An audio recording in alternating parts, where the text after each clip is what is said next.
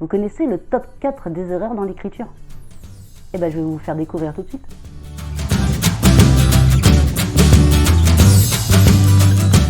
Bonjour à toutes et à tous, soyez les bienvenus sur la chaîne de Chez l'Écrivain, la chaîne où l'écriture est à portée de votre main. Mais avant de commencer ce tuto, je vous propose de vous abonner en faisant comme sur cette animation et surtout n'oubliez pas d'activer la petite cloche, c'est pour rester au courant des dernières nouveautés bien sûr. On commet tous des erreurs dans la vie, mais si on peut les éviter, et surtout dans l'écriture, on ne va pas se priver. Et en quatrième position de notre top 4 sur les erreurs à éviter dans l'écriture, arrivent les tics de langage. Ne croyez surtout pas que les petites phrases que vous mettez régulièrement et à répétition vont créer votre style. Non, ce sont des tics de langage et ça va juste alourdir votre récit. Les tics de langage ne sont pas là pour donner un style, mais ils sont surtout là parce que vous avez, comme tout tic, une façon de faire qui est répétitive et dont votre subconscient le fait sans que vous le sachiez. C'est souvent votre bêta-lecteur qui va vous le dire ou quelqu'un de proche de vous qui aura lu votre livre et qui aura remarqué que telle petite phrase revient régulièrement dans votre récit. Cependant, si personne ne vous le fait remarquer et qu'il y en a, vous risquez de perdre votre lecteur. Parce qu'il ne va remarquer que ça, et au bout d'un moment même, il va trouver ça ridicule. Et il en sourira, ou pire, il en rira, et ça risque de lui faire fermer votre livre parce qu'il se dira non, ce récit est trop ridicule à cause de cette toute petite phrase que vous remettez régulièrement et qui fait de votre livre, de votre récit, pardon, un récit presque qui en devient ridicule. Pour vous donner une idée, j'ai déjà lu un livre où l'auteur écrivait souvent, pour décrire les ogres mangeurs d'hommes tout nus. Alors, ça peut faire sourire à la première phrase, mais à chaque fois qu'il parlait de ces ogres, il remettait cette phrase, les ogres mangeurs d'hommes tout nus. Donc au bout d'un moment, il m'a complètement perdu dans l'histoire et je trouvais ça tellement ridicule que j'en riais, ce qui n'était sans doute pas le but recherché en écrivant ces phrases. Donc évitez à tout prix les tics de langage, essayez de les chasser au maximum.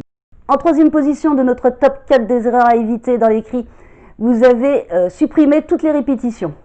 En effet, cela, vous avez l'impression, et on vous a souvent dit à l'école qu'il faut éviter les répétitions, ça alourdit le texte. Effectivement, si vous en mettez à toutes les lignes, ça devient très lourd, mais si vous enlevez et que vous remplacez vos répétitions par des synonymes, vous allez peut-être perdre la nuance de votre texte ou la teneur exacte du mot que vous voulez utiliser.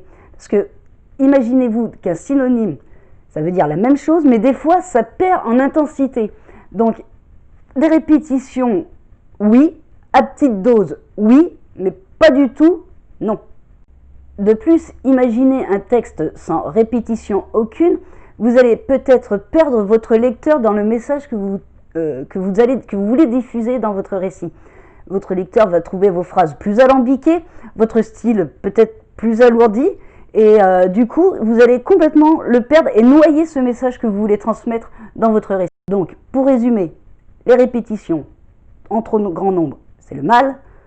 L'absence de répétition, c'est le mal aussi. Essayez de trouver un juste milieu.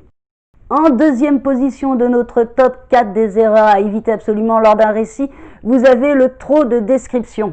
Les descriptions, c'est beau, c'est joli, ça embellit votre récit, ça décrit précisément vos lieux, vos personnages, ça permet de mieux visualiser ce que vous êtes en train de raconter. Et ça permet également de jouer sur le rythme de votre récit en ralentissant après des périodes d'action ou de dialogue qui peuvent aller, eux, plus vite.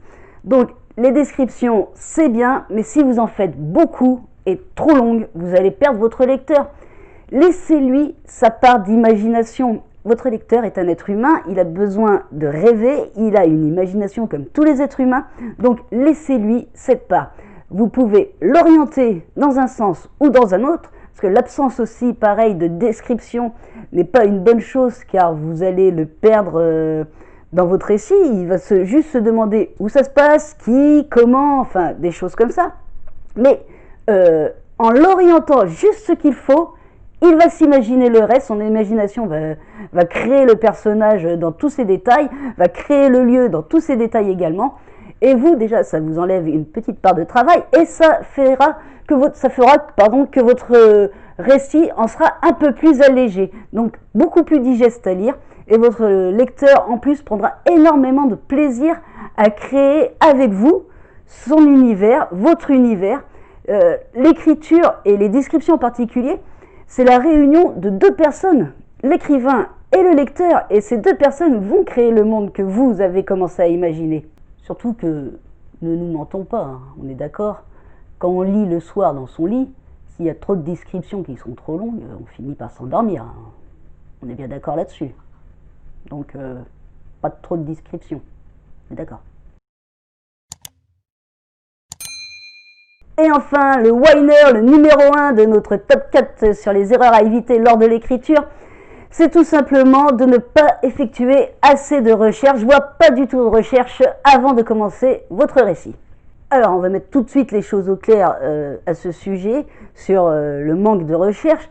Vous devez absolument effectuer des recherches avant de commencer votre travail d'écriture. C'est le b.a.-ba de l'écrivain.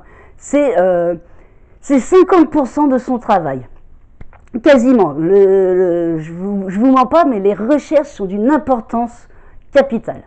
Alors pourquoi les recherches sont-elles si importantes? Parce que déjà d'une part, vous serez vous plus à l'aise avec votre sujet en connaissant le maximum que vous pouvez apprendre.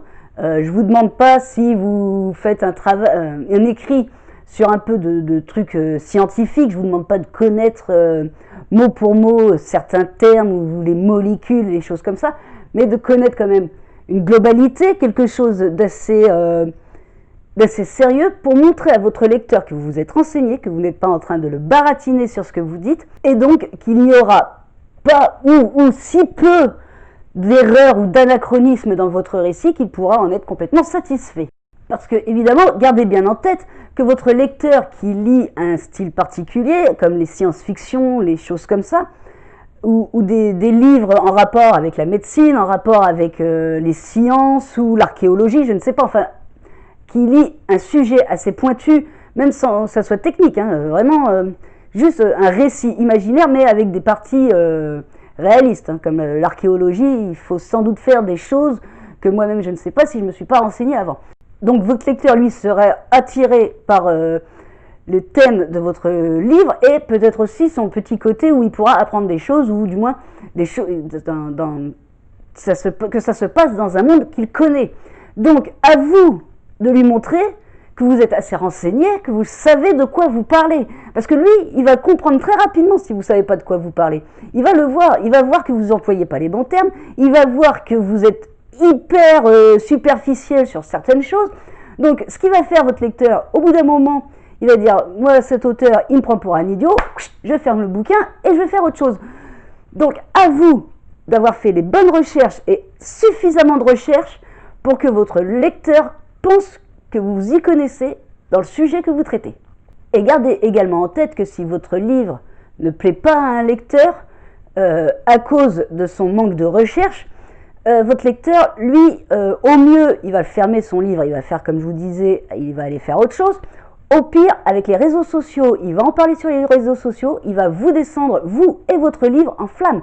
Ça, c'est quelque chose de terrible de se faire descendre comme ça en flammes. D'ailleurs, nous en reparlerons un jour dans un autre tutoriel.